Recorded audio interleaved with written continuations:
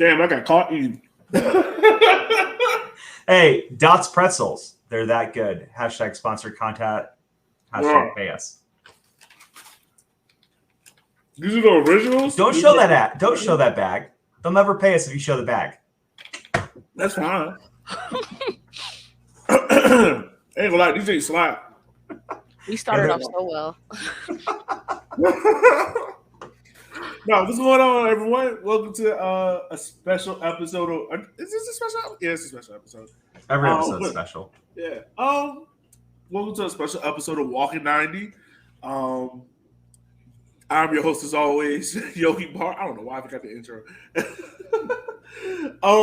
Join us on the show this week, as of course, is Eb, who's getting ready to fly halfway across the world to cover the World Cup. How you doing, Eb? Good. A little tired, but I'm slowly packing and getting ready for a wild 4 weeks. Yeah, you gotta have fun. So let me ask you this: like, I know they say Australia has a lot of dangerous and like killer bugs and everything. Like, the amount of bug repellent you're gonna have to wear, are you gonna have like that ew smell to you? Like, oh god, no! I heard all the bugs are inland, so we're on the coast, so I'm good. I'm hopefully. Okay, all right. So if you mysteriously die from like a tiger spider, we know why. What is a tiger spider? You know what? I just made that up. I'm assuming something real in Australia. Oh, okay, that's fair. I assume it is. My bad. Don't listen to that. Just skip over that part. Also joining us is Mr. Chip, who lovely idea was to do the show this week because I love Chip. How are you doing, sir? Been better, been worse, but I think there's definitely something to talk about this week that is based purely on the Twitter likes, something that people are very interested in talking about. It is. I wonder how long we can go before we actually address it. I think we just do the normal show and then tease and then do like 5 minutes at the end after 2.5 hours and like a rant about like chicken wings at strip clubs versus chicken wings at chicken wing restaurants. Yeah, that's a very valid fight though. We can have that conversation if you need to. You also got to include the chicken wings at a wedding or at a baby shower because those are elite. The baby shower ones are the absolute go tier. That is true. Yo, you know what? I low-key, Chip, you're white, so I can ask you this question. Like, guilty as charged. But all right, so you recently also had a baby. So when y'all had a baby shower, did y'all have meatballs? No. For real? Like, all right, what did y'all serve with y'all baby shower? So like, are you talking about like Italian meatballs? Like, are you talking about like meatballs and barbecue sauce? Are you talking about Well, okay. When I say meatballs, what do you think about? Yeah, it's just the regular meatballs. You get a toothpick, you take them out. Like, what sauce would be it? Normally, it's like a gravy. Yeah, it's like grape jelly and like. Oh yeah, it's like Swedish meatballs. Yeah. Yeah. Okay. No, we did not do that. No. Also, apparently there is a tiger spider. Oh, for real? I literally just made that up on the spot. Yeah, no. Gio lovingly sent it to all of us about, and I don't like it. Gio, you're the worst. Yeah, have fun with that. But baby shower, we did a charcuterie board, pretty big charcuterie board, spinach artichoke dip, a couple different types of bread, and I think we had bruschetta bites.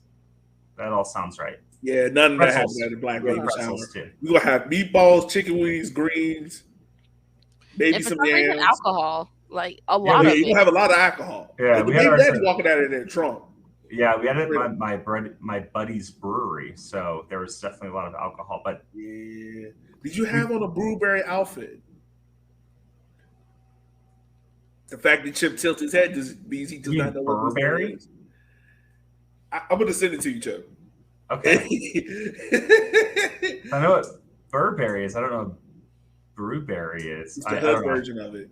I was about to say, I know he's not doing boo-foo. Like, no. You know what? We get Chip in that outfit with some all-white Air Forces and a gold chain. Tell him nothing. Maybe I know that Pro Rel is saving the hood. I don't. That is the moment. If that's How you I don't, bring up Pro Rel? I don't know what I wore, but I'm assuming I wore a polo and khaki shorts with some boat shoes. I'm Damn gonna it. go with that. Damn I'm it, Chip. 95% certain that's what I wear. So that's what I wear like pretty much every day. Yeah, we gotta get Chip. We're gonna take you to the hood and just like cash you out. Like give you some white Air Forces, some FUBU jeans, a I'll white tee. Not mine. FUBU. Let's not. Show that man some respect. All right, I'm gonna shut up because I've been going on for a minute. But Chip, I'm gonna toss it over to you, buddy, because you're taking lead tonight. For sure. So, as a person who read the article from The Athletic, Sorry. so as people may or may not have heard, I think that's the reason why most of you are either listening to us live or tuning in after the fact. Big bombshell announcement from theathletic.com that there is a vote to consider Pro Rel and USL. So let's kind of just like from the top down kind of look at what it is. For those of you that somehow found us in your Apple podcasts recommended and have never seen soccer before, let's just define what Pro Rel is. So Pro Rel is promotion and relegation. It's the thought that a certain number of teams from a lower division will go up every year, and a certain number of teams from the upper division go down every year. And this creates a pyramid, which is a shape that looks like a triangle. And so, like when we normally talk about, we talk about the soccer pyramid a lot in the U.S., but it isn't like actually a pyramid because no one goes up, no one goes down without like something happening. So currently in the U.S., the only way that you can go up is by spending a giant amount of U.S. currency to move up. So like, for instance, if Union Omaha wanted to move up from USL 1, which is the league we cover, to USL Championship or MLS, that would require Gary, the owner of Union Omaha, or a new group of owners to open up their checkbooks and sign a big fat check to go up. Well, so we will also say it is cheaper to move up to the championship than it is to move up to MLS.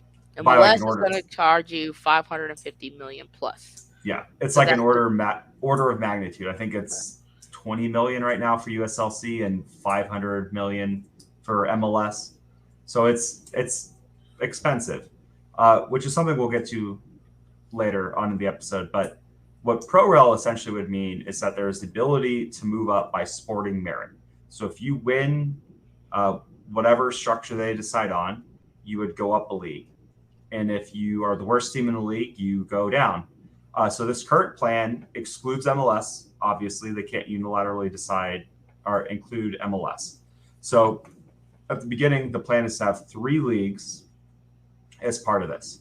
USL Championship, USL 1, and a division in between them. Didn't mean to do it that way. And a division in between them. That will be a new division that's in between 1 and C.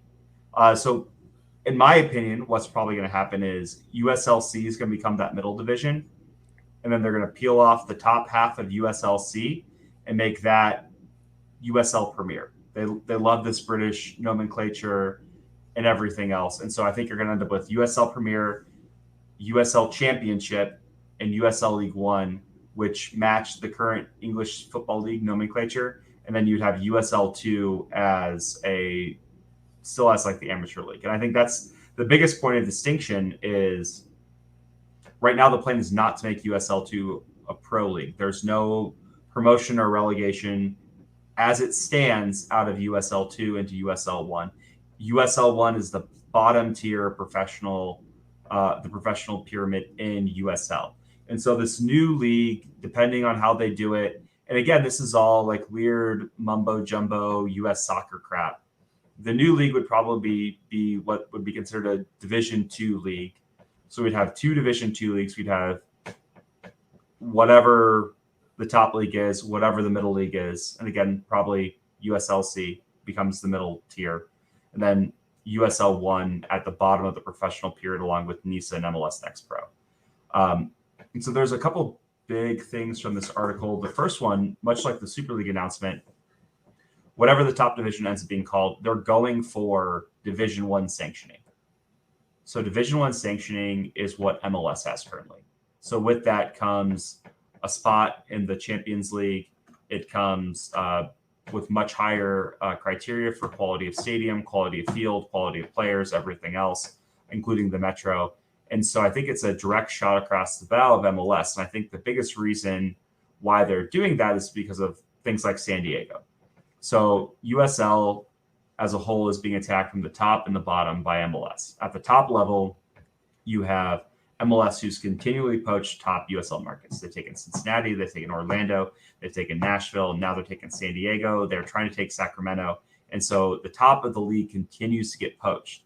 But before, they took FC Cincinnati from USL. They took Orlando City from USL. They took Nashville from USL. They're not taking teams anymore. They're putting their own teams into USL markets and running them out of town. That's what we saw in Charlotte. It's what we're seeing in San Diego. It's probably what we'll eventually see in markets like Phoenix and Tampa and the like. At the same time, they're also attacking the bottom of USL. So that's like what USL Huntsville is. That's what MLS Next Pro Cleveland is. It's them putting non-independent professional teams into markets that would traditionally be a USL 1 or USLC market. So USL is getting it from both sides. And so if you read the article in The Athletic, we'll post to it on Twitter. If you don't have a link, support journalism. But if not, I'm sure you can find a pirated copy somewhere on the internet, probably on Reddit. One anonymous owner said, we need to do something about the MLS problem. And if we don't address it head on by doing pro rel and building a pyramid, we're dead. And I think that is what makes it an interesting dynamic. Like 2-3 years ago, they talked about pro rel. And at the time, the conversation, it happened. They probably talked about the meeting. There's no vote, nothing binding. But I think now you have the League One teams that all want to move up. And you have the USL, top of the USLC pyramid that says we have to do something. Because if we do something, there is no MLS exit plan. They're just going to put a team in our city and we're screwed. So what do we do to protect our investment? What do we do to protect our pyramid? What do we do to protect our team? And what they came up with was this pro rel structure with these 3 different leagues. And I think it's an interesting thing. It's not really a thing that's been done in U.S. sports. It's obviously done pretty much everywhere in the world besides India, Australia, and Mexico did it for a while. Then they stopped. Now they're going back to it. So I think Argentina too right now. Maybe, but yeah, for the most part, the U.S. not having any sort of pro rel structure is the anomaly in the sport worldwide, but it is not an anomaly for U.S. sports. So I think that is a great jumping off point. Now that we have a very basic conversation. So for everyone listening, if you're doing it live, please drop your questions in the comments, drop them on Twitter, drop them wherever you are, and we will try to address them as they come across, because I think this is certainly an issue that we're all interested in. And we're going to go pros, cons, what we think is going to happen, and then what we kind of hope the system looks like if it happens, as well as if we think it even gets done. So let's start with pros. Ebony, do you want to talk about maybe some of the pros you could see as a fan of NCFC for going back to going to pro rel? I mean, I feel like the pro is the soccer gets better. Because there's no way you buy into a league and then you lose it all, right? That's essentially the problem with why pro rel wouldn't happen with MLS, is because owners are paying 325 million, 500 million dollars, losing ownership and losing stake in their ownerships and all of that, because a player comes for 2 years and all of a sudden gets the owner percentage of Adidas and MLS and Apple TV, right? They're not going to want to give that up. It just makes the rest of the soccer get better. So now they have to really dig deep to try to figure out how they compete with that, because they always had the upper hand at that part.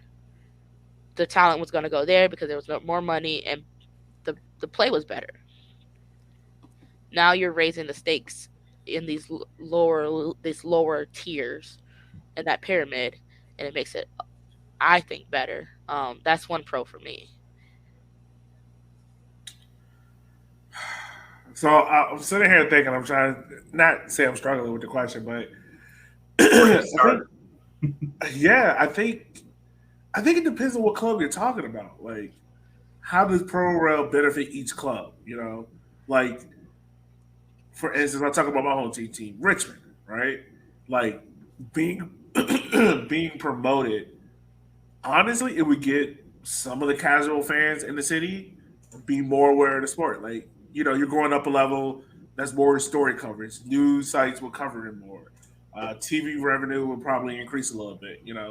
Because outside of DC, like in between DC and Charlotte, like we're the only other professional club. You know what I'm saying? So it's like people already are kind of dismissive of League One teams just because they view it as minor, or they think about it like minor league baseball or like the G League. Like it's minor league, it's guys developing. Unless you're in the city, you're probably not really going to support it. So I'm thinking about it for that context, but then also like I don't know, like everyone loves a success story. Like this little local team that then built their way up through the ranks and won the type title. Stuff like that. So Hmm. there's benefits to it. So then, Yeah. would you consider it being a pro or a con that you're now the only team between DC and Charlotte if Pro Rel comes in? Um, well, it depends on who else is coming in from Virginia into the pyramid. Um, because right now, I think the only teams in USL League One is Lionsbridge, Northern Virginia, and I think Virginia Marauders and Virginia Beach United. So it depends on like out of those four teams, who else is joining us in the pyramid.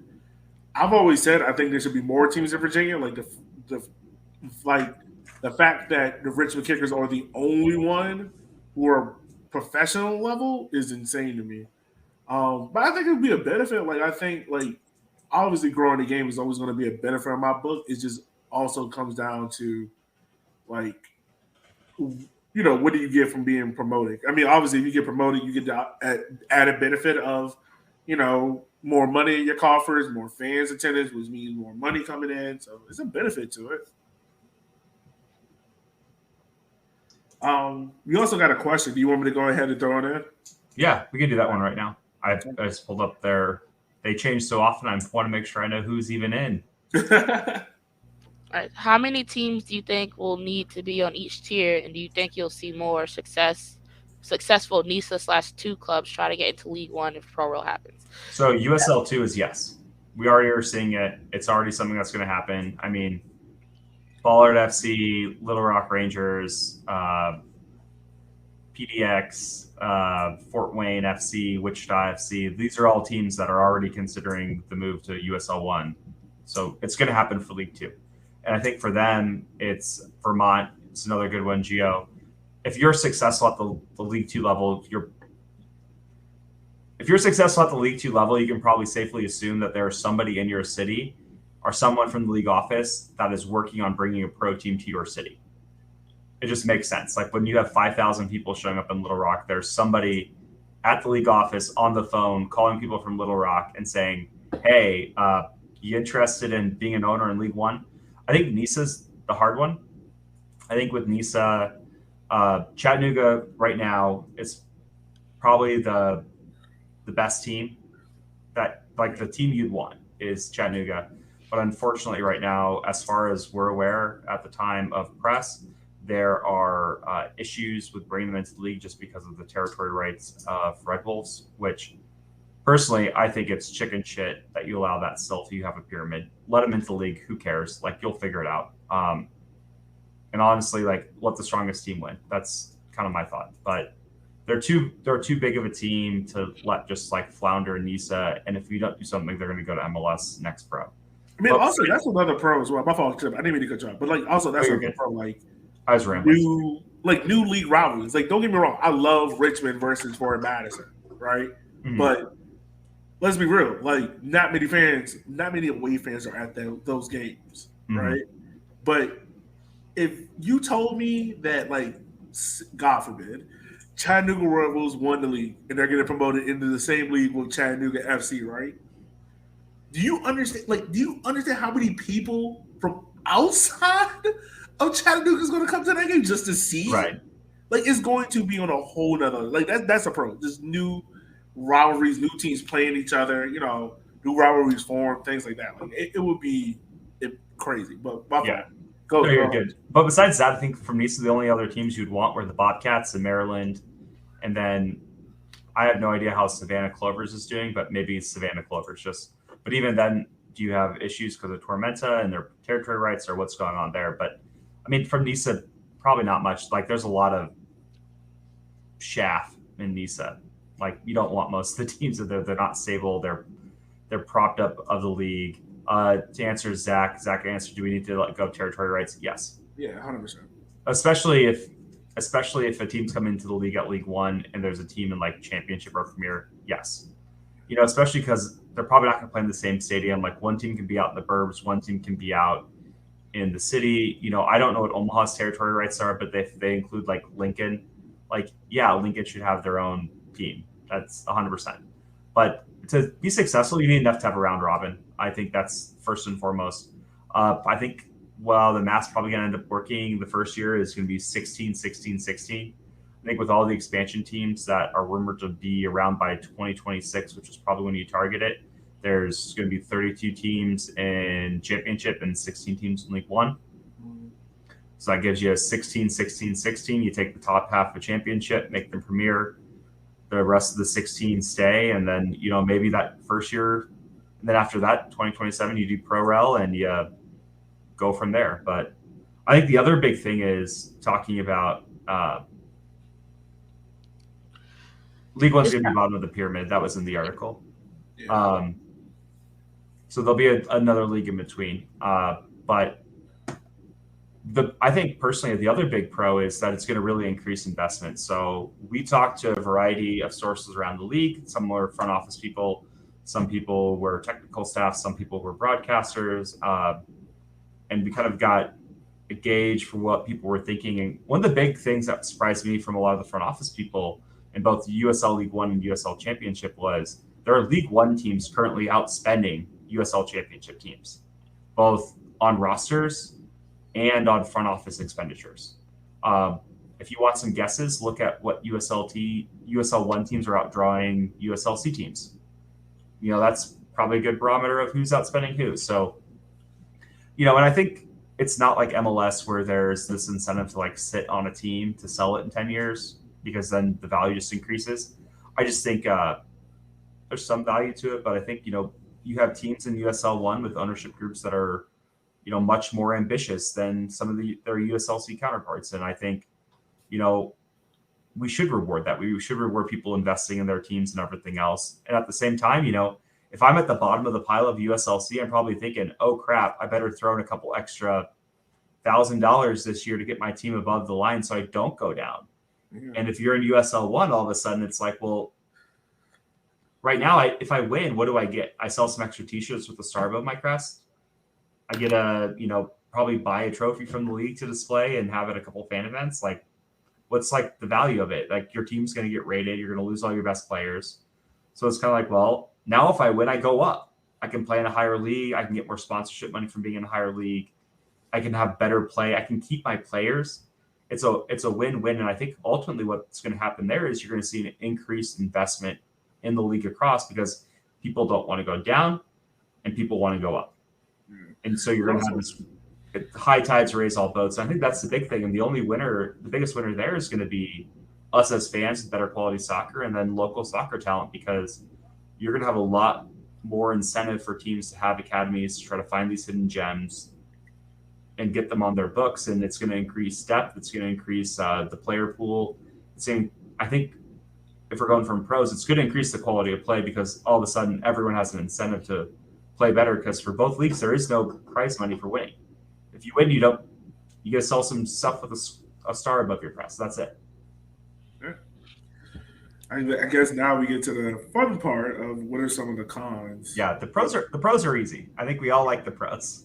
Everybody likes the pros. It's the cons that suck about it. Well, I'll go first on this one. So I'm not going to put him on blast, but he's a popular Twitter personality that we all know and love. But he made the comment of most American fans, even if they like European soccer, have never been on the side of a losing relegation battle, and it's not fun.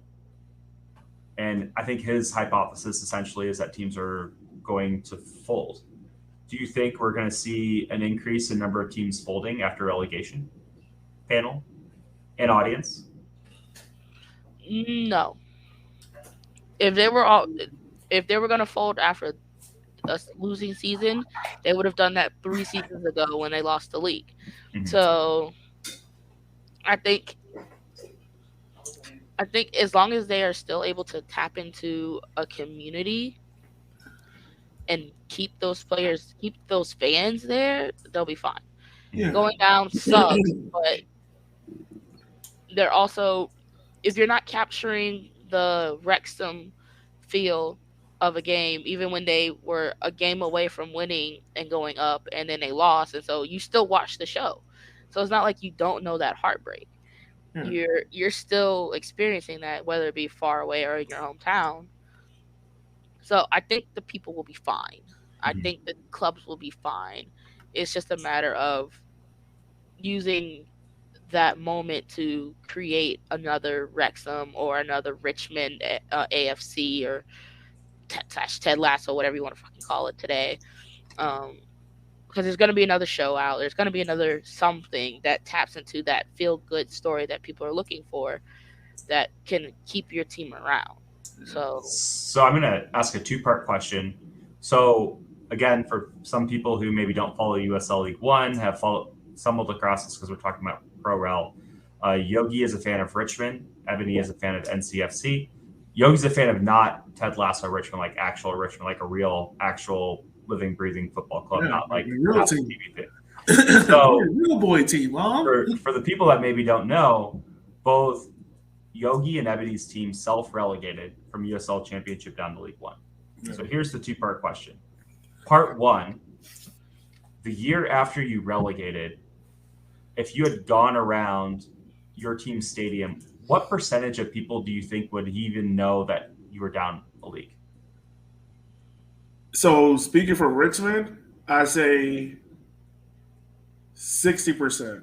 60%? Yeah, dude. Because the year before, there was already rumblings about, oh, we're going down. Like we're going down. So we knew June there was like feelings, and then I remember July the report came out that USL was making League One for teams that didn't want to invest as much because we were already talking about getting new ownership.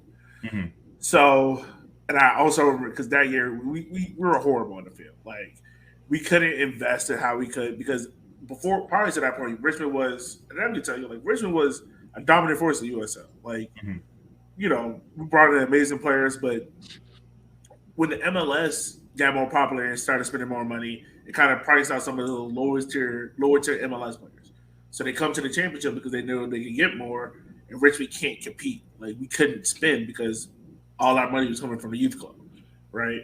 So guys was just like, well, I'm not gonna be a starter in Richmond. Like I'm gonna go to FC Cincinnati, be a bench player, and get paid double. Like, and you can't argue that. Like, yo, go give me your money. So the team just wasn't good. So we already knew we were going down. I think a lot of people already had the feeling, and some people just checked out by the end of that season. I think the first year in USL League One, like a lot of people knew. There were still some people that kind of just like, is Pittsburgh coming? Are we playing, such and such? Like, no, this is a brand new league, things like that. But I think that went away very quickly. Yeah. What about you, Ab?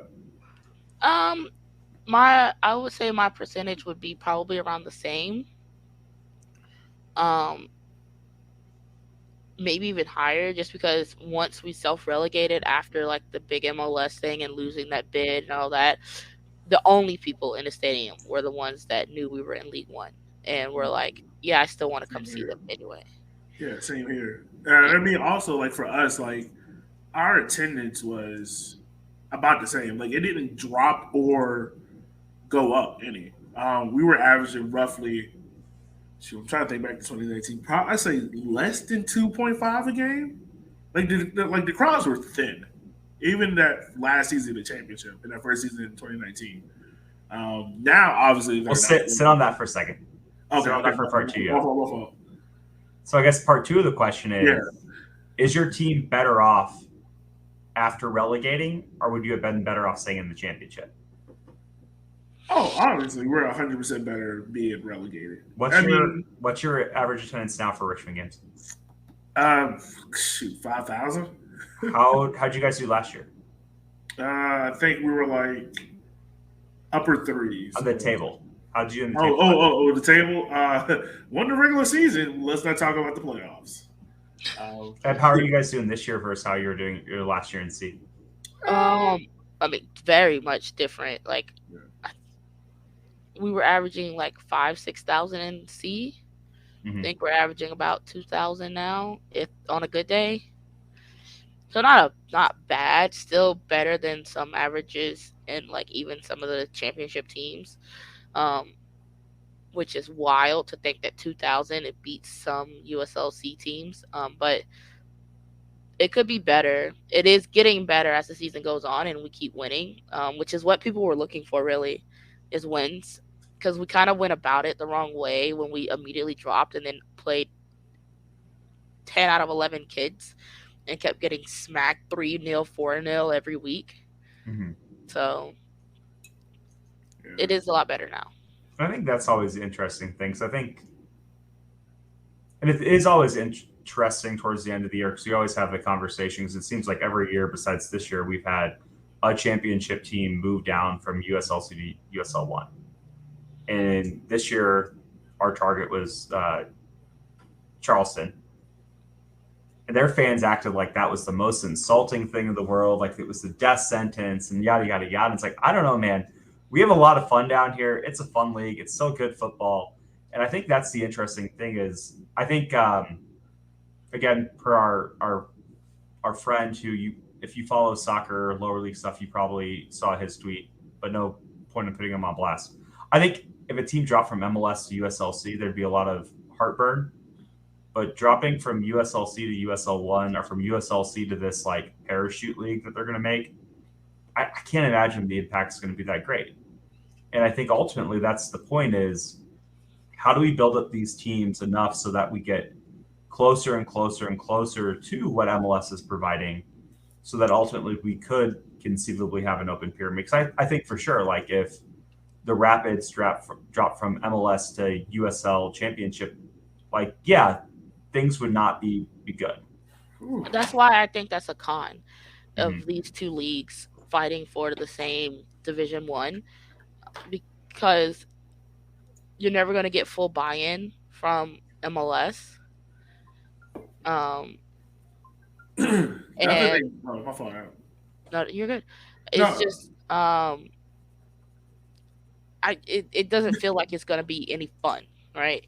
Because you're not like I don't see any of these teams, because what's going to happen is you're going to get to the top pyramid, you're going to get to the top flight of USL, and you're going to be like, okay, I won. Next is obviously MLS, and MLS is just going to go, no. So then it's like, so what did I climb all the way to the top for? Well, I think too, it's the fans, our fan, and it's the same conversation we have with the Super League, right? So Super League is a Division 1 league per USSF standards. If I, a consumer, am looking at NWSL versus USSF, am I going to view them the same, or am I going to say, well, that one's the higher one and that one's the lower one? And I think that's the big thing is if there's an obvious like disparity, whether it's in the quality of the stadium or quality of play or quality of players or whatever else, I think that's where it doesn't matter if you're, Division 1 outside of the spot in the CONCACAF Champions League. It's like, well, this is the better league. This is the worst league. And honestly, let's be honest, what's going to happen is as soon as if they could meet the standards for League One or for Division 1 sanctioning, they're just going to bump up the bar so they don't qualify. Yeah. And I mean, also, the thing too is like, you're asking MLS teams to drop their roster rules or USL championships to change to conform to TAM, GAM, and all this other stuff, right? Well, that's MLS rules. That's all the MLS outcome. I mean, I think the the big things are like stadium quality, Yeah, metro size, and then it's like you have to have a city in 3 of the 4 time zones. yeah, And so the big one is like the city size and the stadium thing, which honestly they'll just jack up the stadium requirements, right? yeah. Because like right now OC probably ends up on the right side, but OC plays in a 5,000 person stadium. It's like, well, no teams can play under a 5,000 person stadium, and then it's like, well, there you go, no Division 1 for you. And I think that's ultimately the thing with soccer is it's a bunch of cronyism and right, wrong, or otherwise. I think a lot of the casual fans maybe don't realize like how much cronyism there is with it. But but I think ultimately it doesn't really matter. The D1 sanctioning, even if you got a CONCACAF spot, like cool. But the MLS fans don't even care about that right now. Yeah. So, question from Twitter. Mm-hmm. Which specific teams are more prepared to handle Pro Rel, and which specific clubs would you be worried about if Pro Rel started next season? In League One. I'm assuming League One. Oh God. All right. So if teams were getting promoted, I would be concerned for Richmond just because of budget. Like they're not one of the highest spenders in the league. You You don't know, see that. You don't see them preparing for that by opening up the checkbook a little bit more. I don't think they can. Like you're talking about a club that 5 years ago was very close to closing their doors, right? And this team is just now getting out of the black. I think opening it up. I think they're very concerned about opening up the champion. I mean, even go back and look at our signings this past month, right? They've been academy, and a USL League One journeyman, right? It hasn't been like game changers, guys that are like it hasn't been like a Rafa Mintigan or a Danny Toya, guys like that, you know. Um,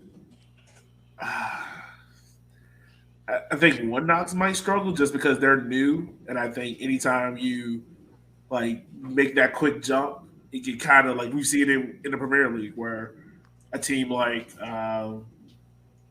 Blackpool came up, spent a year in the Premier League, got smacked around, and then dropped all the way down to the bottom of the table just because they overspent. Stuff like that can happen. You really Um, think I'm actually okay with One Knox because they took their time coming into League One. I think Lexington and Well, the obvious answer is Fuego, right? right, but Fuego, oh, I mean, Fuego couldn't that's why afford I a didn't TV include them because I don't broadcast. think Fuego's getting Yeah. promoted. Well, But no, I'm just saying, even like, like I a just use the One NoCo, Knox as an example. yeah, even like a NoCo, I think just because their attendance numbers are down, I don't know where their revenue's coming from. Here's where Does Yogi says anyone drug know? money. I was like, here's where Yogi says drug money, I, um, I but haven't been proven wrong yet. but I think if you look at the teams with good like front office fundamentals, right? So that's your Madisons, that's your Richmonds, that's your Omahas, that's your Greenvilles once they have a stadium. Tormenta if they can get attendance up, but it's like I think that's who you want to look at, like Omaha, Madison, Richmond, Greenville are probably like the four that if they had to go and pay championship money or be in championship for a year, those would be the ones that at least the front office part is fine and they could figure it out. Yeah, I mean, NCFC is already doing that. They're paying for the players. Yeah, Um, yeah. I think that's the way you got. You got to look at the teams that are willing to shell out that money yeah. for the top. Like, you got to look at those teams that are shelling out that money already for guys that should be in the championship. I Like, forget look, Richmond's kind of cheap.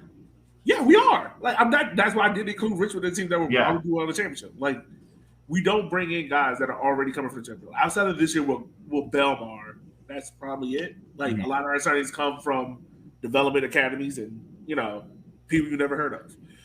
But like NCFC went out this year, and on top of having Olex, McLaughlin, when they got Robin Michigan, when they got a bunch of guys from Chattanooga. Oddly enough, I know people gonna hate it. Chattanooga Rebels is probably a team that will go up to championship and be like, all right, we just gonna open up the checkbook and just run this. Like, Mhm. you I mean, Well, it know, especially doesn't if show this year. CFC's in, They're a very good developing team. yeah. They develop well. It doesn't show this year. Mhm. yeah. Not Well, like especially if CFC comes into the league. oh, that'd be great. It's gonna Yeah. be who's the king of Chattanooga? Right. No one is the real answer. Yeah. But yeah, like NoCo, NCFC, Chattanooga, That was me. Madison. I think will be. I think those are your top four right now. That Yeah. I would say would do well. I think Greenville, Richmond are very similar. Like I'm just thinking like of the signings these teams have made, and Greenville are not signing guys at the top, and guys that are in the championship coming out of the USL League One. Like they're signing guys, They college did when they guys. started. Yeah, Like they came in as a USL championship team playing in League One. I think so. Jason Weintraub from Twitter. Oh, man. Also, we are blowing up on Twitter all of a sudden. But Jason Weintraub kind of had a. If I'm murdering that, I apologize. He essentially said, once a top league team relegates, there's a real concern if they'll ever promote. Owners here not shilling out money for players while ticket merchant game day revenue is dropping. In the lower division, a lot of teams are all bark and wouldn't support the same level if they drop. And again, I'm here to tell you that my team self-relegated and I'm still showing up at that stadium.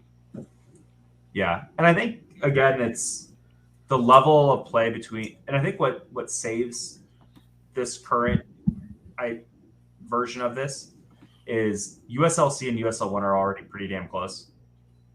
I think in USLC, what really skews the numbers is like the Louisvilles, the Tampas, the Phoenixes, the New Mexicos of the world, who are operating like they want to go to MLS. They want to have these giant killer teams. There's a lot of like chaff in USLC. Like teams that if they were in USL 1, they wouldn't even be above the playoff line right now. And I think that's the big thing. It's like the gap between the two is very small. And I don't know. And I think, maybe you have some decrease in revenue and stuff, maybe some decrease in sponsorship. But overall, I think hey, look who it is. So, Kyle, we're talking about Wrexham right now. So Wrexham, Why? Wrexham is giving us pro rel. I'm leaving. Fuck this. No, that's a joke. I'm not doing this. Again, for those of you who mysteriously found us, Kyle is an avid Wrexham hater. I don't even hate them. You hate the discourse around Wrexham. Is that correct? Yeah. Yes. Yeah. But I think like the level's close in between the USLC teams and the USL1 teams, especially if you had like a buffer zone in the middle. So it's not like, NoCo's going to go up and get their shit pushed in by Louisville next year. They're going to play Loudoun. They're going to play, whoever else is out there, El Paso and stuff like that. So it's not going to be a complete bloodbath if they move up. All right. So from Ricardo on Twitter, keeping current rosters and pyramid structure, which USL League One team, if relegated to League Two, would fold, which can't happen because League Two is not going to be a part of it. But if it could, who would and why? And who from the championship, if relegated, would struggle in League One, and who from League One, if promoted, would have a good first season in championship. I think if you're in the bottom quarter of the table in USLC, you would be in for a very nasty surprise in League One. Hi, Hartford. Welcome to hell. Well, right. I was going to say Las Vegas. Yeah. Las Vegas wouldn't care. Which Omaha's not even a playoff team right now, and El Paso didn't belong on that field when we played them in the Open Cup. But the thing is, El Paso was now third in USL championship in the West, which is hilarious. Yeah, I would say Vegas or Rio Grande would be the two, like bottom half. I don't think Rio Grande will come. So if I'm doing this, I'm thinking the bottom two teams in East Division probably drop, and the top four from League One goes up. So right now, the bottom four, you look at Las Vegas, Hartford, Miami, and Detroit. Yeah. Oh, But the top four in League One would be NoCo, Madison, NCFC, and Charlotte. So while USL League One would be losing both the Carolinas, You get You're gonna pick Detroit. Detroit. But no. Like honestly, like think about it. Like you get Detroit, you get Miami, you also get uh, yeah, you get two big markets for the case of that. Like that's not. Is that a? Would you say that's a fair trade? Sure. I mean, if that happens, Kyle hopes Madison intentionally just like bungles the rest of the season so they can both sell El Toxico jerseys when Detroit and Madison play. It's the most toxic Positivity fan versus bases. negativity FC. Who wins? El all lose. In Toxico! this situation, it works out that Madison goes up, and it would be just avoid Detroit with as much effort as possible. I just don't need Over under them barbecuing a flamingo and making that the tifo. I just need to see great value somewhere on a tifo for Madison. I will have a great value Millwall banner ready to go. So Detroit's going to come back and have a great value Venetia for Madison. Oh my God. All right, we gotta focus. My fault. But yeah, like if you do that now, I mean that's probably what will happen. Like two teams in the East. I mean, if you take two teams for the East, two teams for the West. So Oh, that's different. We didn't. Yeah, do it that. wouldn't be Detroit. I was just saying like the bottom one. Yeah, hypothetically. If you do the bottom. Where are two, you getting the 4 teams from? Why would it be 4? This is just hypothetical. Well, the reason why I was saying 4 is just because, like, because it's all made up and it's not going to happen. So we get to pick our own numbers. True. I would have said like bottom of the West, bottom of the East, and then the top 2 in USL 1. But I mean, yeah. So honestly, okay, if you go about it that way, then you got Hartford and Las Vegas. Let's get to this. So let's just summarize pros and cons. So pros, essentially, it'll probably have an increased investment, especially at the bottom of USLC and the top of USL 1. We have interest in the league. We have interest in teams buying into USL 1 because right now everyone's going to USLC and no one wants to go to USL 1. We have one team joining next year. Even Northwest Arkansas is going to USLC, which is crazy, considering there's like 80,000 people in Rogers, Arkansas. Over under them doing pig suey during the game. 100%. That's so stupid. Oh God, that's so dumb. I'm surprised we haven't had a Go Big Red chant at a Union Omaha game. It's probably for the best. Yeah. But I mean, considering Nebraska football sucks. Yeah. I don't think I want to do that. Yeah, not a UNL fan. So I think essentially like the cons is potential financial instability, which again I think everyone frames it from an MLS standpoint of, well, yeah, like if you're an MLS and you drop to USL Championship, like yeah, there's going to be some issues, but that's not what's happening. You're dropping from USL Championship into the middle of USL Championship. It's the same league you already play in.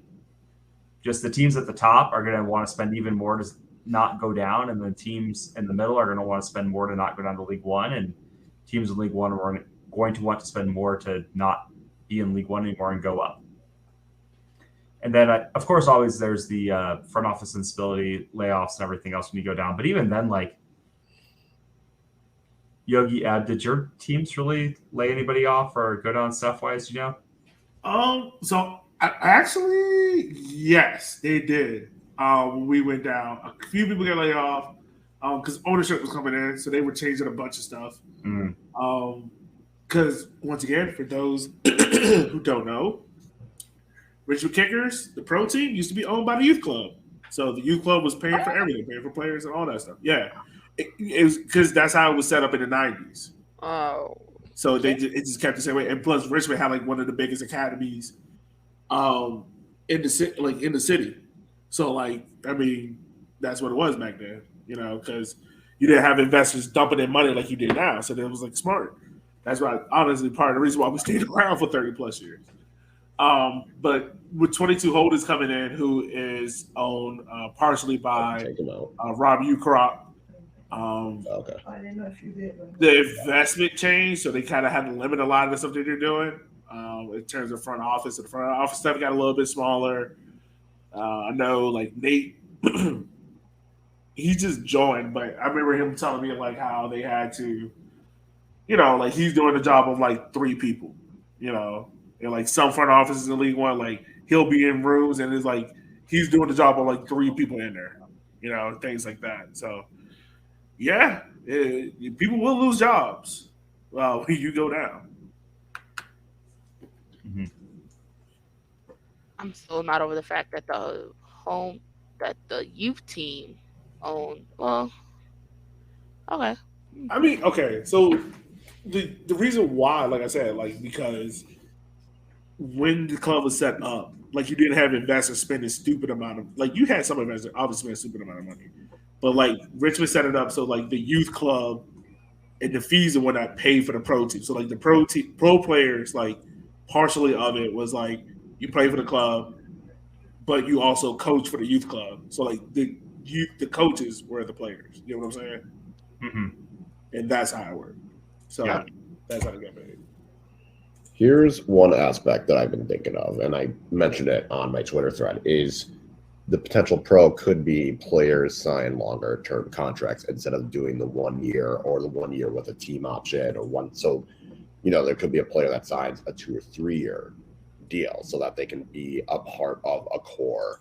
Because like Yogi, you and I were talking last week about Fuego, like you take Cerritos and like you build a core around it. You give him like a 3 year contract, try and build a core around him. You can do stuff like that if you have that option of, okay, you can get promoted, we can move up a tier, or you have this potential which could be a pro. And also if you can put in relegation clause where it's like if you get relegated you can leave for however much, and that they release teams don't just lose players, and it can give longer term contracts, which then more transfers can happen, which can bring more money throughout the league to the club, to players and stuff like that. See, I think the opposite will happen. I think with the CBA, I think you're already getting some teams like we're seeing it now in USL One. Like some players already have multi-year deals, right? I think you'll start seeing more like relegation, and I also think you probably will see like promotion clauses. Like I think you'll see the changes of that in contracts. Whereas like if we get promoted, if such and such want to come in and buy you, we'll sell you for this price. If we get relegated, then like everyone's contract, like hey, I think who did it in England? Norwich. Like I remember the story about them. Like they already had it written out in players' contracts where it was like, all right, if we get relegated, everyone knows their contract is getting decreased by 20%. Things like that. So I think you'll start seeing more of that in clauses. And I mean, honestly, let me ask you guys this: like, do you think Pro Rel changes the CBA at all? Yes. Not unless there's a TV deal that brings in more money. Okay. It's also a really good question. Do we lose the playoffs and just do single table, or do playoffs and promote all the semifinalists? I got a great idea. So I follow me on also this. have an idea. Let's sit on this one. Let's sit on this one for a bit. Oh, Let's sit on this. So let's transition into part 3. Part 3, and we'll go around the horn. Do we think this vote? And again, this is a non-binding vote. This is the ownership of the teams voting on whether or not to have a discussion about Pro Rel. So even if they vote yes, it doesn't mean shit's going to happen. But do we think that we get a yes vote? So we'll start with you, Yogi. Yes or no? And then we'll go around yes or no, and then we'll discuss. Yes all or right, no. hold on, wait. Say the question one more time. I just want to make sure I heard it right. So with Gio, we're getting to your question in a second. So without giving commentary, do you think the proposal to advance with conversations about Pro Rel advances or doesn't advance at the summer conference? Oh, it advances. Advances. Okay. Ab? It advances. Okay. Kyle? It narrowly advances.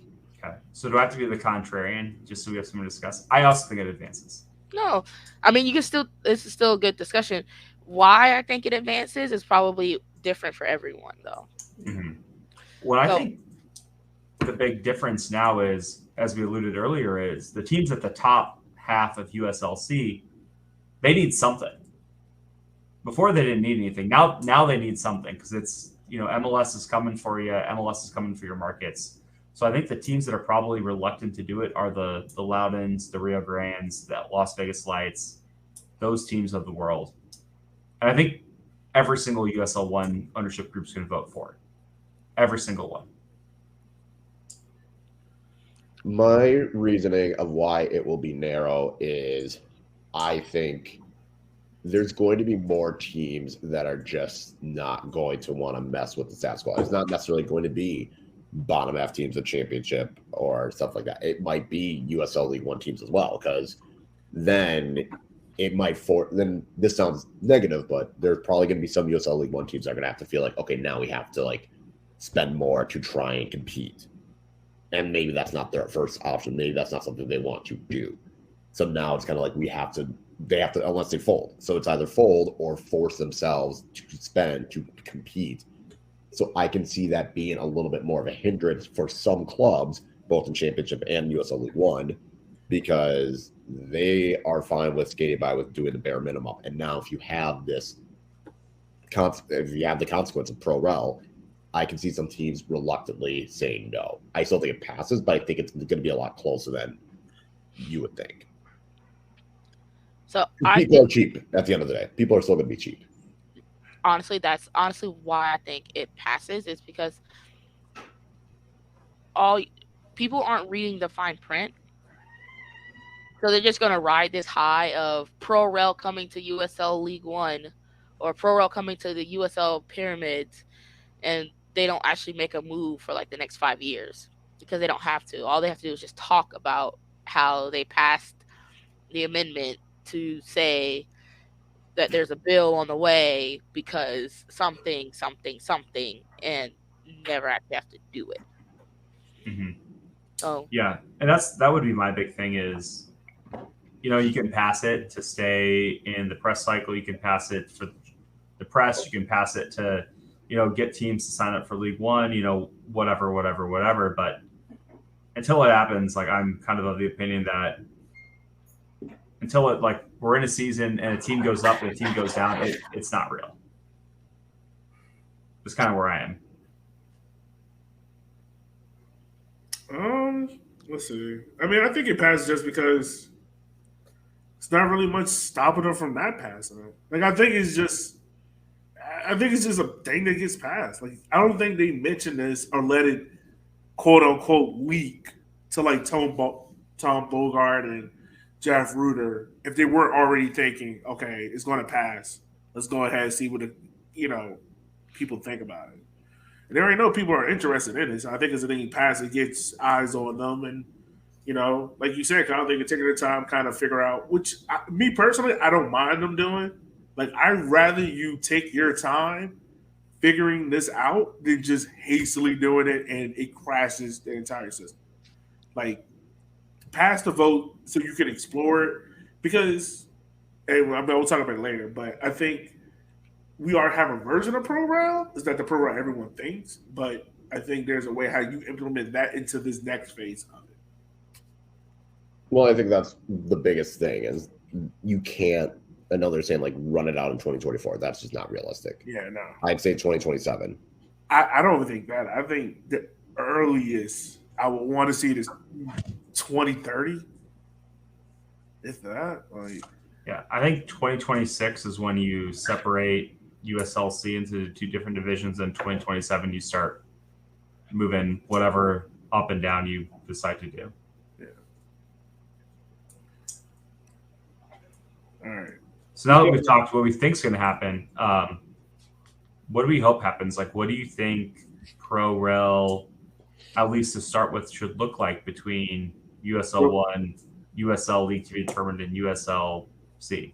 So wait, is this where we start talking about our fantasy, like how Pro Rel works? Oh, bet. All right. So Cal, Ed, are y'all ready? Like, if you're not, I can go first. If so, I'll go last. I mean, go for it. How crazy are you going to get? Because maybe we should say I'm not going to get crazy. I'm not. I'm actually very sane about this, and trust me, I have thought this out. I've smoked the blunt, not today's show, but I've smoked the blunt and like drawn this out and like thought about it essentially. So I got to prepare. So here we are. Okay. So first of all, to answer Gio's question, do I think they get rid of playoffs? No, we're America. You're keeping playoffs regardless. Like playoffs are going to America, Eagle, but I think we get a specialized version in America known as financial promotion relegation. You ask what that means. So financial promotion relegation works like this, right? Four teams from USL League One go up to USL Championship, right? They replace four teams there. Same thing happens with the sub tier. But if a team that is promoted financially cannot compete, right, in the next league, they have the right of first refusal. Okay, so they can say, "Hey, we won the league or we got promoted, but we know financially we can't compete, we can't improve the stadium in time, we can't do this, we can't do that, whatever." Right? They get right of first refusal. A team that is relegated can say, "Hey, we'll pay you a quarter of what your promotion fee was." Right? So you know how teams get promoted, they get a fee, like a whatever call, like a package, right? They pay a quarter of that to stay up, but you can only use that one time. So, quote, like use Hartford, right? Hartford gets relegated. Forward Madison replaces them, right? Forward Madison gets the first right of refusal. Forward Madison is like, hey, we're not financially ready to go up. Hartford is like, all right, cool, we'll pay you $500,000, right, for your spot in USL Championship. Forward Madison takes it. The next year, if Hartford gets relegated again, they can't pay another USL team to stay in the league. They have to go down. So it's kind of like what Mexico does. Yeah, a modified Mexico. Yeah, in my scenario, I'm slightly different, but I have that whole. You have an agreed upon fee, but I think you almost say like a blind bidding where, in this scenario, Team A is trying to go up and Team B is coming down, and Team A says, "Well, we're interested in your bid. How much would you pay us to go stay in League One?" And they have to say, "Here's our number," and you have a little back and forth, back and forth. Mostly because I think that'd be hilarious, especially if numbers ever became public. Like Tormenta flees like New Mexico for like $8 million or something to stay up, or I mean, the only nightmare scenario with that is, let's say you have a team that doesn't want to go up. Like, let's say like Fuego wins, and they don't want to go up, and then you have a team that's like Loudon who wants to go down. It's like, well, hey man, have fun up there. It's like, well, you're gonna pay us? No, bye. It's like, well, shit. Well, I mean, hey, like right of first refusal. But okay, any pros or cons to it? That's what I have. Like, you have too many teams. No, did we just do drug deals for fucking soccer spots? No, you didn't. Yeah. I did not do drug deals. Yes. Well, I think it's appropriate because I think there is an added financial burden of going up and a loss from going down. And if you can find a number in the middle that makes both sides happy with the result, right? It sucks to the fans because, like, would you imagine like your team winning the League One championship? Like, we are going up, and then like a week later, it's like, after financial days between Union Omaha and Loudon FC will be remaining in USL Championship, while Union Omaha will be returning to USL 1. But I think Loudon will be signing the three best players from Union Omaha and may look to have a strong campaign in the 2028 season. This is just me. I think fans will understand it. Like, I think fans would be like, you're so optimistic about. Have you met soccer fans? I know. I'm not being optimistic, but I think the average fan that goes to games week in, week out kind of already has a good understanding of the finances of their team, right? Mm-hmm. So I think like they will understand it. And then also to be like, yo, we just got like some more money in the coffers. Like we got an extra meal, whatever. But I mean, also like Cal, like I think this kind of covers your thing about like some team owners being afraid of like, well, I can't cover it or cost and whatnot. Like I think like that kind of covers it. Like, because say if you do win, well, if you don't want to go up, sit on that money and not use it to go win again. Because then what happens if you take that money, you use it to go spend so that you can get more people in, so that they can like compete again to try to get to the next level, and then you still can't afford it because you took all that money that you just got from the first deal to get But to here's that. what I like about that plan, because I can see more often than not the promoted team still saying we're going to take that chance, because you don't know if you're going to get promoted again. Yeah, that's what I'm saying. Like that's why I give them right of first refusal. Like so, So it's I not can like the relegated see, teams be like, "Oh, here's a $500,000. We're just going to take your spot," because you know every team would. Yeah. That's right. why you give the promoted teams a chance. Because So my like, because yeah, they 'cause- can take that money and then, like, say if a promoted team gets promoted, right? Let's just I use think it those. should be. I think it should just be a fixed cost. I don't think there should be negotiate. I think it should just be Yeah, a that's what I'm fixed saying. Like, cost. I think that's what I said. Like a quarter of the promotion fee or a half, whatever. I would say. I would just say the full. Probably okay. I'd So say yeah, the say full it's the thing. full thing, right? Say if Noco gets promoted, right? And Noco's like, well, we know we can't compete. Can you imagine Noco taking like $1 million or so from like Loudon or someone else? Is they're keeping their spot, but Noco using that $1 million to build out the rest of their stadium and to build infrastructure, to build an academy. Yeah. Like So they it's almost like what Burnley did every time when they were kind of going up and down the Premier League. Like they wouldn't overinvest in their squad. They got promoted to the Premier League. They knew they were getting relegated in a year, but they would take that money and invest it into the rest of the stadium and things around it. yeah, That's the way I'm just thinking about it. yeah. So my kind of thought is the same as Yogi's, except for I have less teams. I have the champion of USL League One from the playoffs, and then whoever the dog shit team is in USLC or whatever the structure ends up being. Okay. Just because I think at the beginning you want to lessen the burden of it, and I think especially if you only have 16 teams, that's maybe a bit too much to go like up and down every single year. So I think you start with one, lessen the blow, and then you do something like every 5 years we reevaluate. And so like in 5 years, maybe you go to 5 the years top is too long. the top team goes up and then the bottom two have a playoff. But I think you do top and bottom and then you do a playoff, and then you make it semi-difficult to go up and down just because I think you want to protect those owners' interests. And then at a certain point, you're like, you've known this was happening. Like if you invested in dog shit players, you're going down. And I think that's not what I would want, but I think that's probably the most likely outcome of this, just because I think it protects owners' interests, which is ultimately the important thing here.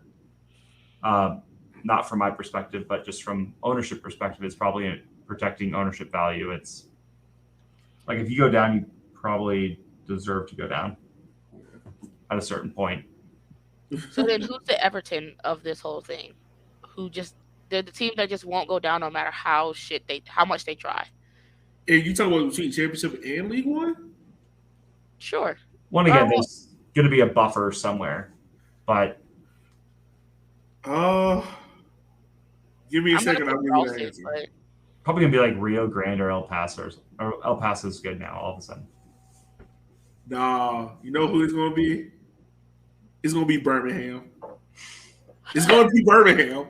Like they're just gonna be that team stuck in the middle of the division. Like Birmingham to me is that team that they can Sorry, compete Kaylor. to anyone, but they can lose to anyone. Yeah, And yeah. they're just fine being in the middle. Like So I have a slightly different plan. I am taking out the payment and everything. You do, because right now there's 36 teams in USL Championship and League One, and that's not including Milwaukee, New Orleans, Santa Barbara, Iowa, Rhode Island, maybe Portland and Brooklyn. So it'll get to up to 40. You do top two, get promoted. Bottom two, get relegated. Third place in the league, so like third place in USL League One, plays third to last in USL Championship, for example, in a one-off playoff that is hosted by the lower tier team. So that's what you do, and that way it gives because the problem with most promotion relegation playoffs is you do two legs. It's always most of the time favors it. But if you do a one-off like winner takes all and the team in the championship has to go on the road to fight for survival, I think that would be better. Plus, it brings in more gate revenue for that lower tier team. okay, all right. So that's what that would be my plan. That way it gives the lower tier team a chance. it gets them the extra revenue, and it balances it out a little bit more. Or you can do one team. You can do the top team automatically promoted. Bottom. I would still want to have 2 teams just so it's like give some incentive for, because it feels harsh to not, if you can't win a league, you don't get promoted. That feels harsh. Yeah. Okay. Geo from Twitter. I know we kind of answered this, but Kyle wasn't Geo on. from that's doing it a little dirty. Geo from Twitter. Geo on Twitter. You're my Like favorite. he's Geo. got on YouTube also watching this. Yeah. Geo, If you could pick 2 League One teams to be automatically promoted to the new league, who would they be?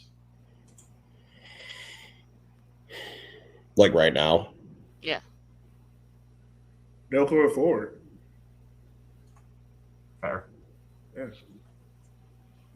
I mean, yeah. Like, they're leading the league right now, so I mean, they deserve it. My only thing was, how would you determine who would go up? Are you going based off of just this year?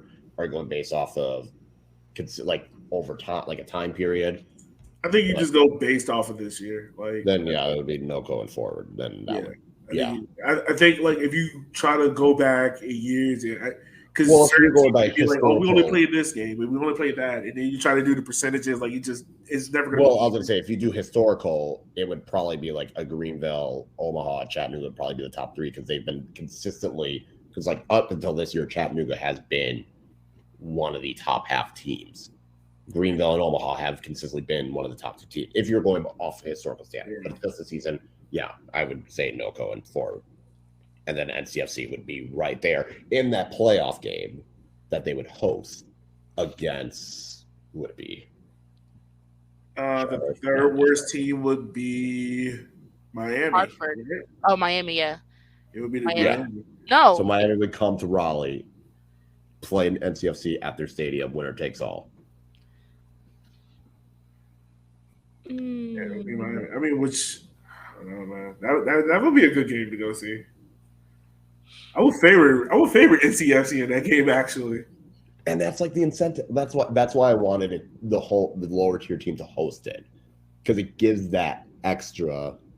Maybe there could be an upset aspect of it. Yeah. Is it really an upset though if I finish 3rd in my league and you finish 3rd from the bottom in yours? It depends. Like some years, the 3rd place team might just be ass. Yeah. Like it's kind of like the same thing in the Bundesliga. Like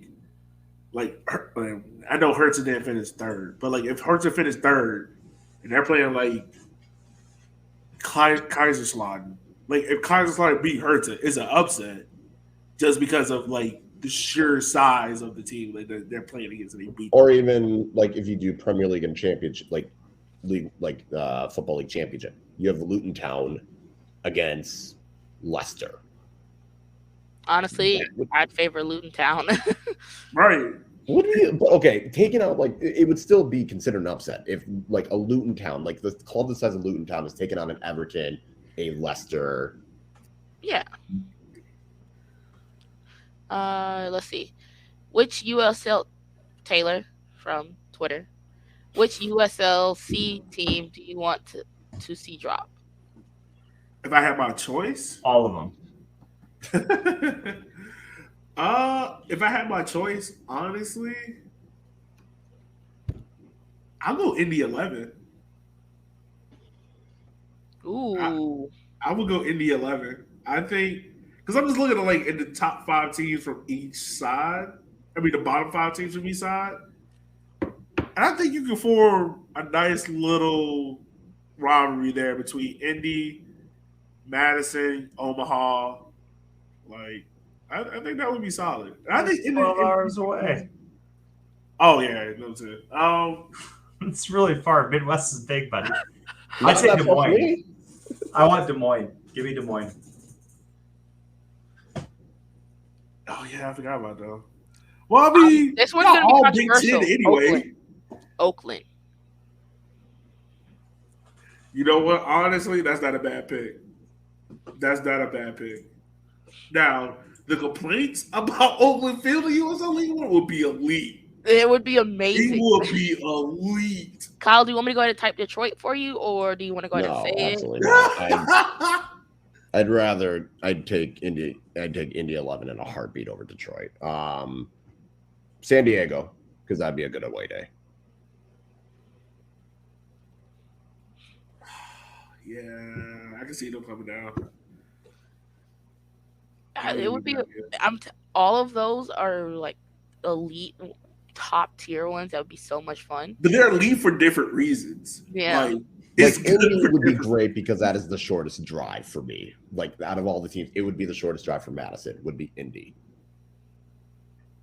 San Diego is such a great time. You're telling me it's March and there's an away day in San Diego? Yeah, sign me up. Like if I'm a Richmond fan, I'm thinking this as a Richmond fan. Honestly, I would want Charleston back just because I think of Richmond. Like if you've never experienced it, I got to experience it twice. A Richmond Charleston game is elite.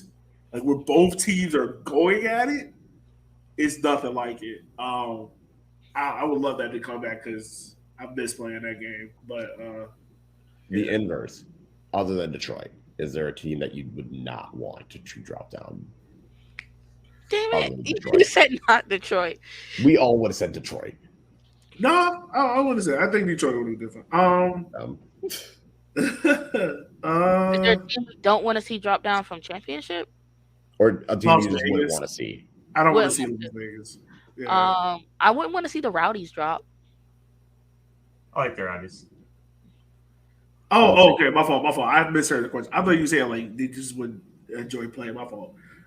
You can choose that. I'd say Las Vegas though too. I don't want that Mickey Mouse shit down. We already have one Mickey Mouse club. We don't need to.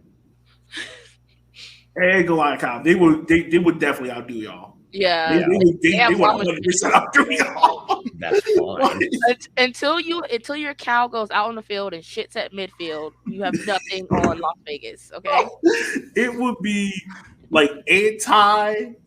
It would just be would like, actually try and play soccer. The other team would not. This is how you do fan engagement wrong, and everything's wrong in Vegas.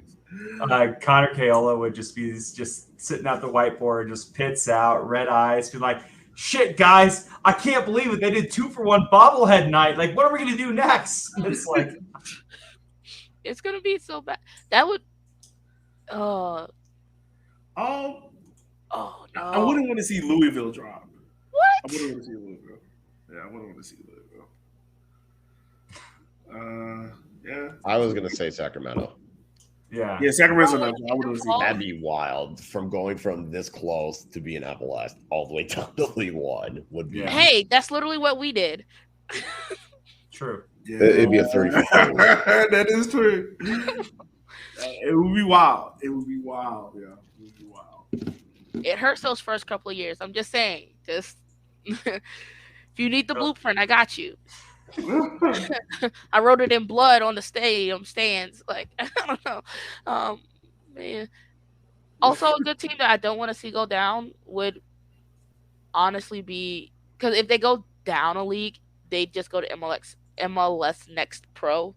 God damn, and that's Tacoma or the Seattle. They're already in MLS Next Pro? No. Tacoma? No. I swear I thought they were in MLS Next Pro. That's basically like Seattle's 2. Yeah. They're in MLS Next Pro already. They are Basically. not. Yeah, they already are there. Just for the stadium and the views, Pittsburgh. That'd be a fun one. To not go down. Oh, they are. Damn, never mind. Yeah, they're already there. In the And inverse, let me ask y'all this. Is there any MLS Next team that you think would jump over the USL? If it got pro rel? Yeah. There's All no of good ones the- left. Huntsville's a Nashville team. Yeah. That's true. All right. But I mean, they're getting like allegedly. Last I looked, they were getting 5,000 people a game, which is absolutely bonkers. Like maybe Rochester, if they didn't con their way out of business a third time in history, yeah. If they weren't such a shitty organization, Queensboro. If that's ever Are they still coming? Like, are we No. sure about them? No. Not happening. You know what? That's another drug front. We sure David Villa just not El Chapo in disguise playing with soccer cleats? I think Queensboro is essentially Bro. dead. Yeah. The NYCFC is building on their stadium site. No, like that's not coming. I'm still not convinced Portland, Maine's coming. I'm still. Bro, Portland called everyone. Portland sold merch. Queensboro did too. Queensboro had a whole logo. No, bro. Portland is worse. Oh. Portland sold merch. It literally had white soccer Twitter like supporting them to the ends of the earth with a promo video. It was like, yeah, we ain't coming. We ain't heard nothing about Portland Maine ever since, bro. Ever since. Yeah, put that back up. As long as Ebony uses a steel guitar and a fiddle, I'm supportive of her country music career. I will break out the guitar. I'm just kidding. I'm so We kidding. can't have any of that Morgan Wallen shit, so. Thank you. Oh, You play Morgan Wallen, I'm kicking you out. That's where's fair. Portland? What the fuck y'all talking about? Question for the group. What market do you think immediately jumps in if we get Pro Rel? Outside of the ones that are already coming in? All the USL2 markets that are on the fence right now. Oh, I can tell you right now, 757, Virginia. The coast, Virginia Beach, Norfolk, Hampton. Oh, they coming. They coming. Oh, so are we going to get a Virginia league like we have a Carolina league? Yeah, bro, we the ACC, SEC, Big Ten. Ironically, Chicago. Yeah. Honestly, House I coming. can see Like, that's a Chicago good House shout. coming. Chicago House is coming. Yeah. I was going to say them or Baltimore. Yeah. Chicago, Baltimore, the 757. Vermont's a good shout too. I think they could Yeah. do really well in League One and work their way up promotion. I think you get a team in Missouri. I think you get another team in Missouri somewhere. I think you get a Oh. Louisiana team. Well, you already got New Orleans coming, so that's one. Cleveland. Oh, you do? Okay. Yeah, we- Cleveland's one. I don't think Cleveland does too well, but maybe that's just me. Well, Pro Rel. I think you get a Cleveland team Like, just if Cleveland because. FC decided to jump up, Yeah, Yeah. I think it would. You know what? Honestly, Flint City. USL. I I can't act like I know how in they America. are. So. This man really said that it's saving the hood. He went to listen to where he just named Cleveland. At that point, you could add another Detroit team if that's how you're gonna do it. Michigan Stars, USL League One. Hey, Ooh. low key, they call me. They call me low key. I mean, entertain they're going to it. try. Someone Oh. mentioned Boise earlier in some of Yeah. the discourse, and honestly, that would do I don't numbers. see Boise. I don't. It would do numbers. I think it would do numbers. I But don't see Boise. It I- would do all right. I don't think Boise would. I would take another team in Oregon. no, I'm not going that far. because they already have one, PDXFE, PDXFC. That's what I'm saying. United in Eugene. That's what I'm saying. I would take them. Yeah, Landon. Yeah, but Boise's right there, so that rivalry would be. Spokane. Yep. There's gonna be a lot of PNW teams. I'd like. Oh, yeah. I mean, you can do Maryland Bob. You can do That's why I said Baltimore. Indianapolis. They got an NPSL. Annapolis, too. you have the Blue Crabs. Yeah. 7,500 people last game. Yeah, they just beat Grove United last night. I think they had. I think What's Florida? 7,500 would be the highest ever crowd in USL League One. Yeah. I think Richmond at 6K is still the highest crowd we've ever had in the league. Florida teams. Because you already got Miami, another you one. got Tampa. What Tampa? Orlando's probably out. Tampa Bay Rowdies. Jacksonville, I guess. Jacksonville's already coming in. USLC. All right. Yeah. I mean, Orlando probably couldn't do a second team. No. No, I know even if they Tallahassee. did, it'd be pro. Yeah, Tallahassee. Tallahassee. You're not moving off Florida State. I'm really struggling coming up with more cities in Florida. Yeah, I think Florida's done. Florida's done. If it's not, I if once you start getting to like the, what do you call it, military towns in Florida, you've gone too far. Well, I was gonna say, how many people even live in Tallahassee? Tallahassee, I don't know, not Tallahassee. No, I just. Gainesville, California, I think that Can you market. imagine trying to play a game in Tallahassee in the summer? 196,000. Yeah, that's Wow. Gainesville, You're gonna have swamp ass all over the place. I don't think St. Augustine took moving the needle. I don't think. I think Um, I think Gio also said Asheville. Remember? yep. they North wouldn't be and bad. South. I would like Asheville. That would be Let's That see, great. would South be a Carolina. bad. Day. The problem is I don't think they'll come in because they like the idea of promotion relegation, but then they don't actually get promoted to do anything. So Does Appalachia FC have a lot of people come? Or is that's Boonesville, right? that's What boom. about But it's the same thing. Yeah. New Jersey? Oh, so do you mean Appalachia or do you mean like Asheville from League 2? Asheville's like a giant, not a giant city, but it's probably, I think 250 is like the target League One or the bottom of the League Oh One. my God, yo, you know what I Jersey. just thought about? We did not mention fucking Wilmington. Yes. But they're already coming in. Oh, Allegedly. that's right. Yeah. Yeah, Wilmington would be one. I don't know who you getting in Jersey, Kyle. Central New Jersey. That doesn't exist. Real Central New Jersey. You can put one in like Atlantic City or Newark. You can put one there. Well, they already have a Exactly. women's team.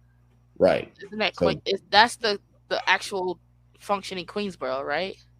That's basically what Greensboro was hoping to be. Yeah. So you could put a men's team with that. Yeah. You know what? Honestly, Syracuse. I think Flower City would come over. Really? As much as we hate it, I literally think they would come over. I'd Mm. rather I just. think they would. Yeah. I guess. So this was Buffalo. so since you mentioned Flower City, this was very much centered around like men's soccer. Where does the Super League and W League pyramid come from? Because that's only two, Oh God. right? I think Right you now would you're looking get. at a structured men's of four leagues up and down. Somewhat, we don't know what the structure looks like in terms of what do you call God, what do you call it?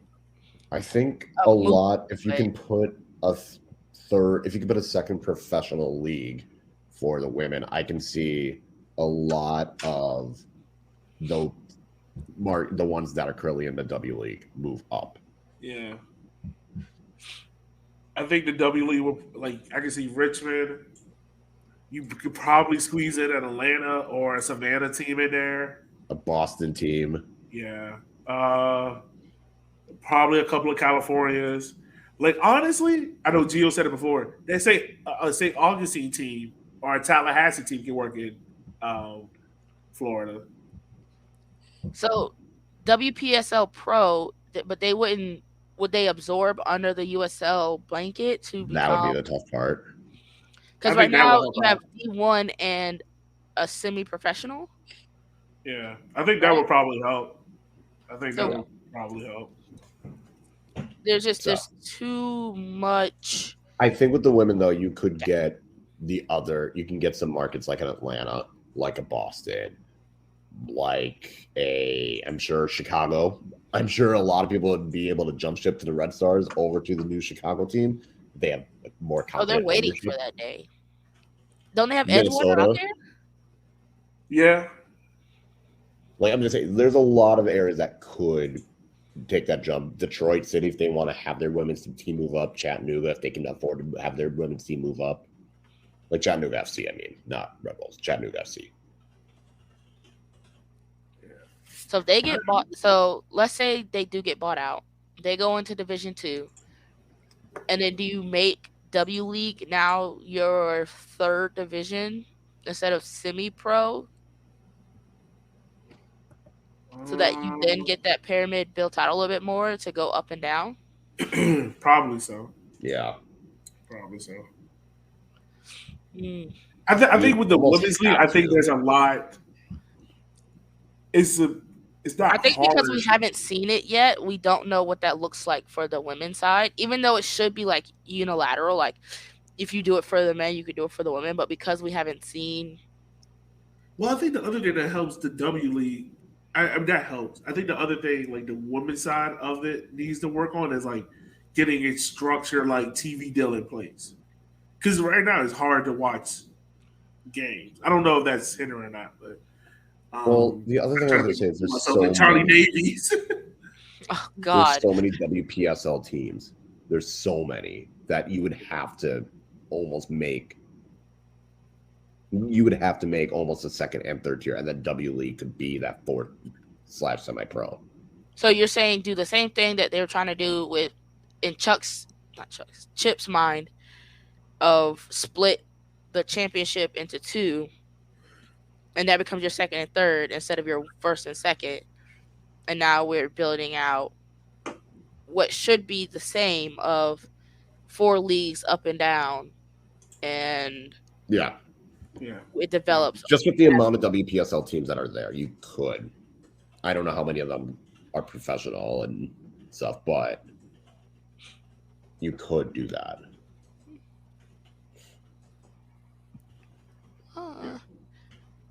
So yeah, so that's gonna be fun. All right, we're probably we're running very long. Chip, back to you, buddy. Sorry.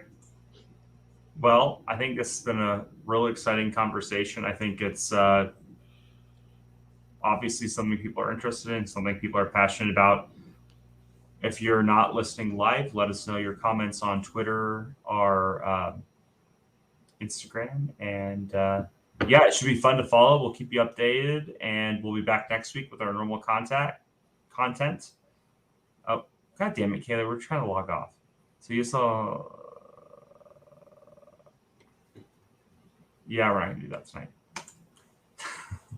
Anyways.